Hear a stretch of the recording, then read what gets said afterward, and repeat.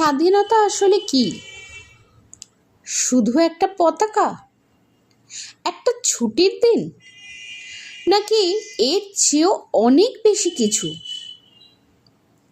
আজ আমরা যে স্বাধীন দেশে নিঃশ্বাস নিই, তার পিছনে লুকিয়ে আছে অসংখ্য মানুষের ত্যাগ, অশ্রু আর অসমাপ্ত স্বপ্ন।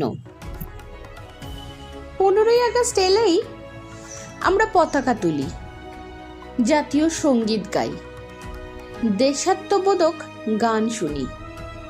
কিন্তু কখনো কি ভেবে দেখেছি এই স্বাধীনতার মূল্য কতটা ছিল? আজ আমরা নিজের ইচ্ছে মতো কথা বলতে পারি, নিজের স্বপ্নকে অনুসরণ করতে পারি, নিজের ভবিষ্যৎ নিজের মতো করে গড়তে পারি। কিন্তু একসময় এই দেশটা নিজের ছিল না। নিজের মাটিতে দাঁড়িয়েও মানুষকে পরাধীনতার যন্ত্রণা সহ্য করতে হতো। কেউ কারাগারে গিয়েছেন, কেউ প্রাণ হারিয়েছেন, কেউ প্রাণ দিয়েছেন, কেউ নিজের পরিবার, নিজের সুখ সব কিছু বিসর্জন দিয়েছেন।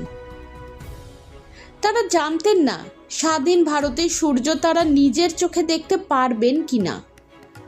তবুও তারা লড়েছিলেন আমাদের জন্য, আমাদের ভবিষ্যৎ প্রজন্মের জন্য।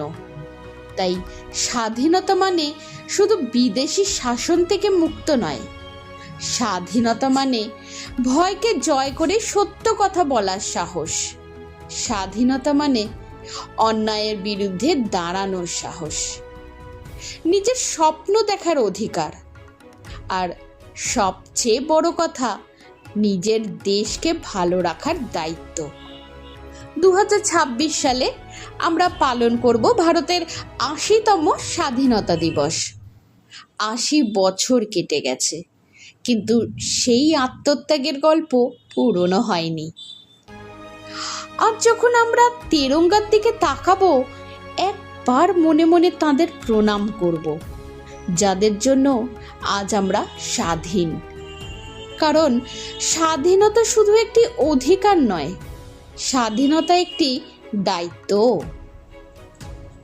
যে দেশ আমাদের এত কিছু দিয়েছে, সেই দেশকে ভালো রাখা, এটাই হোক আমাদের স্বাধীনতার সবচেয়ে সুন্দর উদযাপন। জয় হিন্দ, ভারত মাতা কি জয়।